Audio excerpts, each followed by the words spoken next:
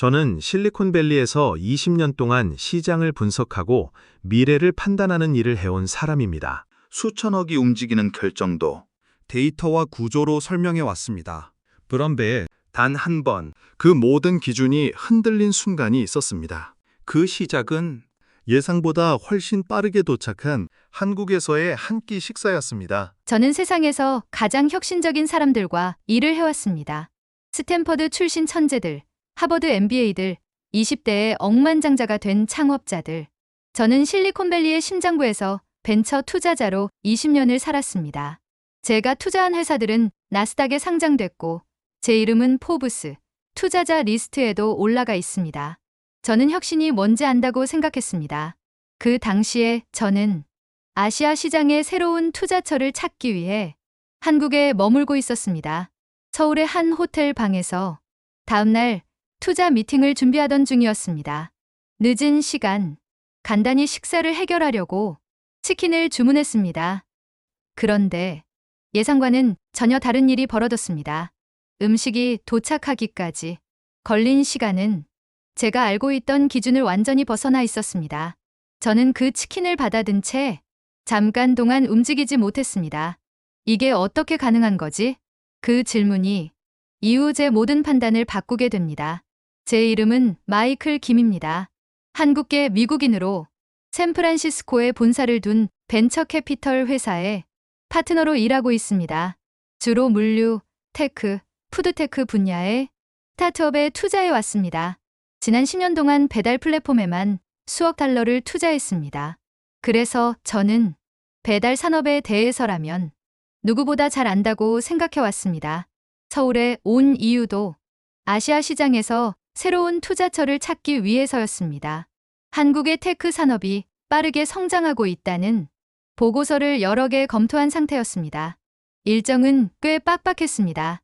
서울에 머무는 3박 4일 동안 10개의 미팅이 잡혀 있었고 첫날은 강남의 회의실에서 하루 대부분을 보냈습니다. 호텔로 돌아왔을 때는 밤 10시를 훌쩍 넘긴 시간이었습니다. 저는 그때까지 제대로 된 식사를 하지 못한 상태였습니다.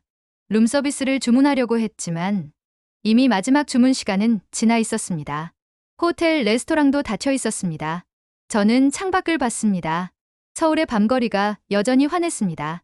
그때 낮에 미팅했던 한국인 스타트업 대표 김태준이 헤어지면서 한 말이 떠올랐습니다. 미국 분들 서울 처음 오시면 배달앱 꼭 써보셔야 해요. 직접 경험해 보셔야 알거든요. 저는 그게 무슨 뜻인지 몰랐습니다. 배달앱을 모르는 사람이 어디 있겠습니까? 도어대시, 우버이츠, 그럽허브 모두 미국을 대표하는 배달 플랫폼들입니다. 그리고 저는 그 회사들에 직접 투자해 온 사람입니다.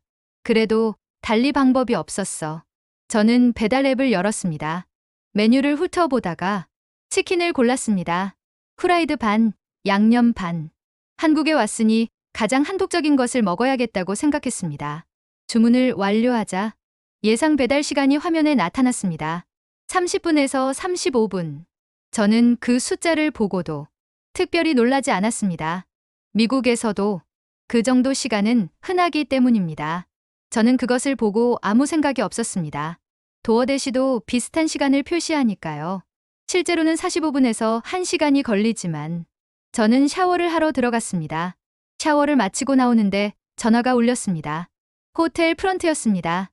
투숙객 마이클 김님, 배달이 도착했습니다. 저는 시계를 봤습니다. 주문한 지 25분이었습니다. 저는 다시 봤습니다. 치킨을 주문한 지 25분 만에 배달이 도착한 것입니다. 저는 로비로 내려가서 배달원에게 음식을 받았습니다. 보온다방에서 꺼낸 박스가 따뜻했습니다. 봉투 안에는 치킨과 함께 무가 있었습니다.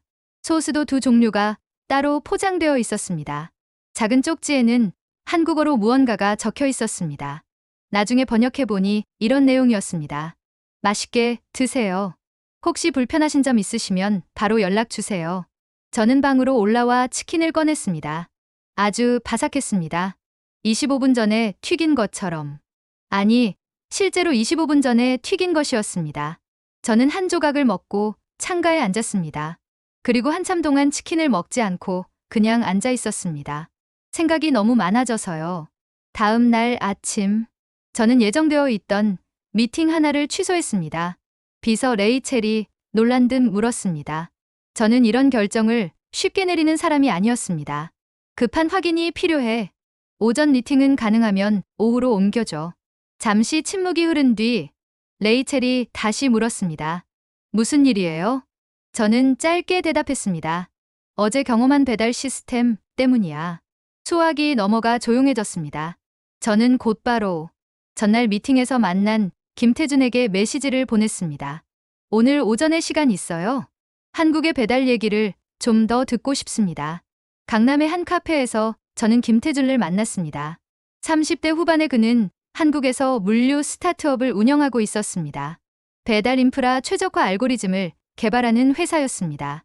저는 단도직입적으로 물었습니다. 어젯밤에 치킨을 주문했는데 25분 만에 배달이 왔어요. 어떻게 된 건지 알고 싶습니다. 김태준이 웃었습니다. 25분이면 좀 걸린 거네요. 저는 그 말에 잠시 멈췄습니다. 여기서는 25분이 느린 겁니까? 가게에 따라 다른데 잘 되는 가게들은 20분 안에도 해요. 저는 커피를 내려놓았습니다. 도어대시 평균 배달 시간이 얼마인지 알아요? 미국이요? 한 45분에서 1시간 정도 아닌가요? 맞아요. 그 차이가 어디서 나는 겁니까? 김태준이 잠시 생각하더니 말했습니다. 몇 가지가 있는데요. 일단 한국은 인구 밀도가 높은 편이에요. 배달원 한 명이 이동해야 하는 거리 자체가 짧습니다. 서울 같은 경우는 반경 1km 안에 수요가 집중되어 있거든요. 그건 지리적 조건이잖아요. 그게 다입니까? 아니요. 가게들이 다 달라요. 어떻게요?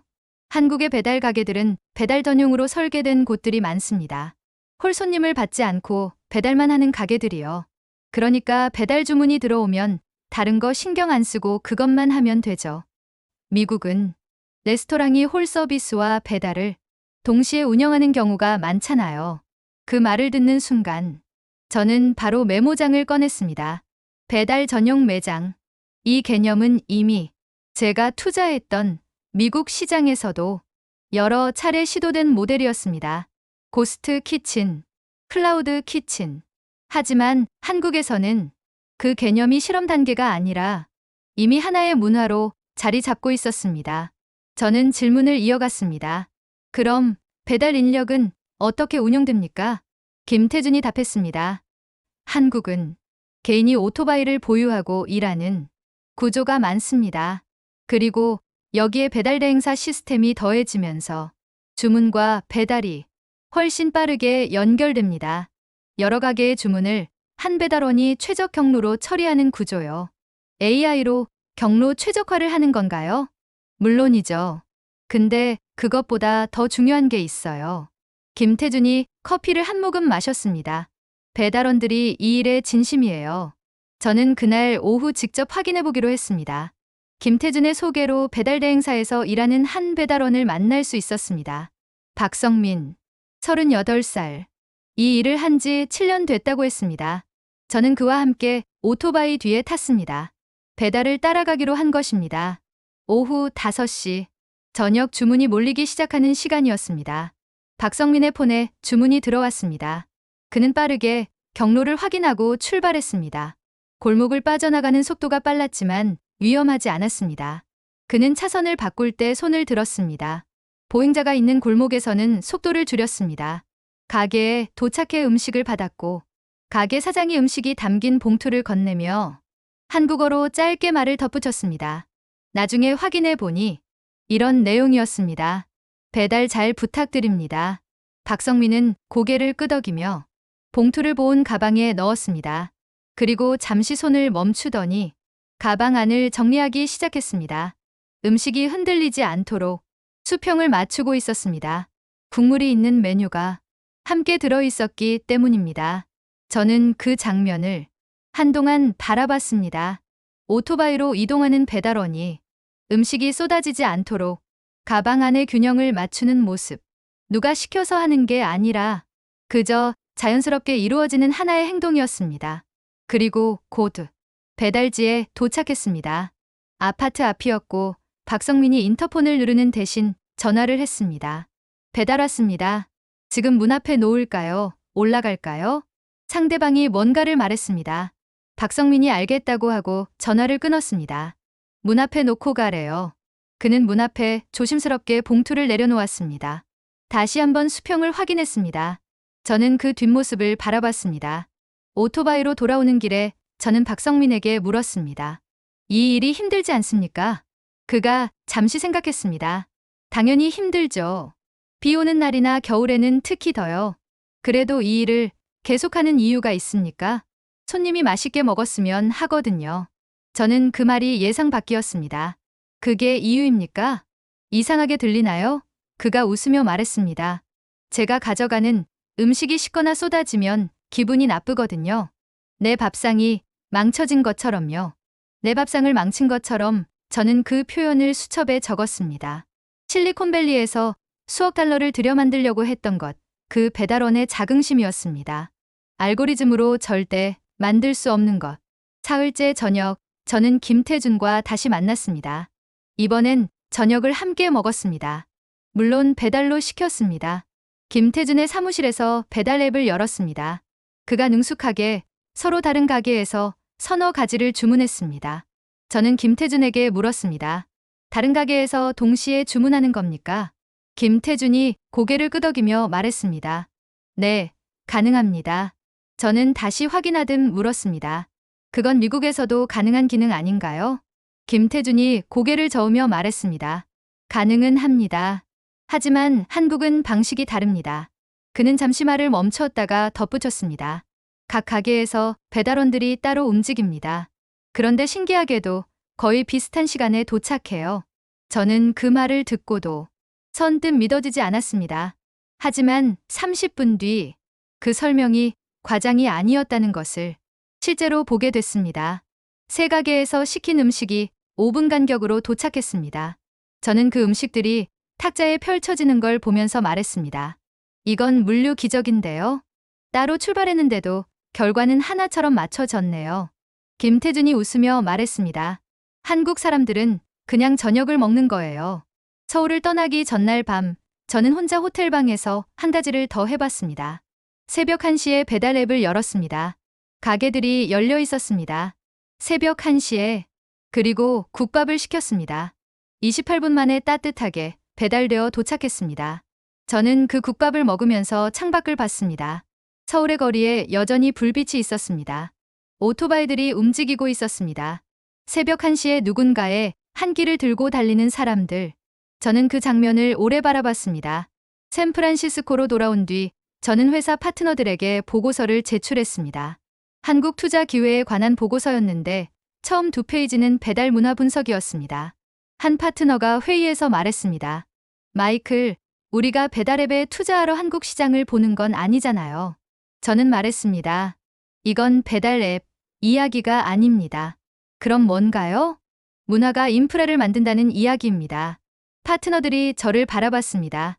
한국의 배달이 빠른 건 기술 때문만이 아니에요. 배달원이 음식 수평을 맞추고 가게가 배달만을 위해 설계되고 소비자가 새벽 1시에도 당연하게 주문하는 문화가 있기 때문입니다. 기술은 그 위에 얹혀 있는 거예요. 회의실이 조용해졌습니다. 우리가 수억 달러를 들여 만들려는 것들이 거기선 이미 문화입니다. 그 회의 이후 저는 미국의 배달 스타트업들을 보는 눈이 달라졌습니다. 기술만 보지 않게 됐습니다. 그 기술을 쓰는 사람들을 보게 된 것입니다. 배달원이 이 일을 어떻게 생각하는지, 가게가 배달을 어떻게 대하는지, 소비자가 배달을 어떤 경험으로 여기는지, 저의 투자 기준이 바뀌었습니다. 저는 이제 좋은 알고리즘보다 좋은 문화를 먼저 봅니다. 한국에서 배달원 박성민이 그랬습니다. 내 밥상이 망친 것처럼 기분이 나쁘다고. 그게 기술보다 먼저였습니다. 6개월 후 저는 서울에 다시 갔습니다. 이번엔 투자 미팅 때문이었지만 하루는 일부러 비워뒀습니다. 낮에는 광장시장을 걸었습니다. 저녁에는 한강공원에 앉아 시간을 보냈습니다. 그리고 밤 11시에 호텔방에서 배달앱을 열었습니다. 6개월 전과 같은 방식으로 이번엔 설렁탕을 주문했습니다. 주문하고 나서 저는 기다리지 않았습니다. 그냥 창밖을 봤습니다. 그때처럼 여전히 불빛이 반짝이는 서울의 밤이었습니다. 어딘가에서 누군가가 제 설렁탕을 들고 달리고 있겠지라고 생각했습니다. 밖엔 비가 조금 내리고 있었습니다. 비 오는 날이면 더 힘들다던 박성민의 말이 떠올랐습니다. 저는 배달이 오면 팁을 어떻게 주냐고 김태준에게 물은 적이 있었습니다. 한국은 팁 문화가 없다고 말했습니다. 저는 그 말이 처음엔 이상했습니다. 팁도 없는데 왜 저렇게 열심히 하지? 라는 생각을 했습니다. 이제는 알게 됐습니다. 팁 때문에 하는 게 아니었습니다. 음식이 흔들리지 않게 다시 맞추고 문 앞에 놓을 때도 한 번 더 확인하는 것. 그걸 그냥 하고 있었습니다. 한국 사람들은 그냥 그렇게 하는 사람들이었습니다. 그때 프런트에서 배달이 왔다고 전화가 왔습니다. 주문한 지 24분이었습니다. 비가 오는데도 저는 로비로 내려가면서 엘리베이터 안에서 혼자 웃었습니다. 아직도 이게 신기합니다. 아마도 제겐 한국의 배달 시스템이 평생 신기할 것 같습니다. 그리고 그게 좋습니다. 신기함이 사라지면 배우는 것도 멈추는 거니까요. 서울에서 시킨 치킨 한 마리와 설렁탕이 실리콘밸리 투자자에게 가르쳐준 것이 그것이었습니다. 가장 단순한 것 안에 가장 깊은 것이 있다는 것. 밥 한 끼를 따뜻하게 전달하는 것. 그것이 혁신의 본질이었습니다. 그날 이후 저는 투자를 바라보는 기준을 조금 다르게 보기 시작했습니다. 더 크고 더 빠르고 더 새로운 것보다 이미 일상 속에서 완성된 방식으로 작동하고 있는 것. 사람들이 아무렇지 않게 받아들이고 있지만 사실은 수많은 요소가 맞물려야 가능한 것. 저는 이제 그런 구조를 먼저 보게 됐습니다. 그리고 그 출발점 중 하나가 바로 서울이었습니다. 여러분은 어떻게 보셨습니까? 지금 우리가 당연하게 사용하는 것들 중에도 누군가에게는 전혀 다른 의미로 다가오는 순간이 있을지도 모릅니다. 지금 보고 계신 곳은 어디인지, 그리고 여러분이 경험한 가장 인상적인 순간은 무엇이었는지 댓글로 함께 나눠주시면 좋겠습니다. 이처럼 세계의 시선에서 다시 바라보는 한국의 이야기 계속해서 전해드리겠습니다. 영상이 좋으셨다면 구독과 좋아요, 알림 설정까지 부탁드립니다. 지금까지 세계가 감동한 한국이었습니다.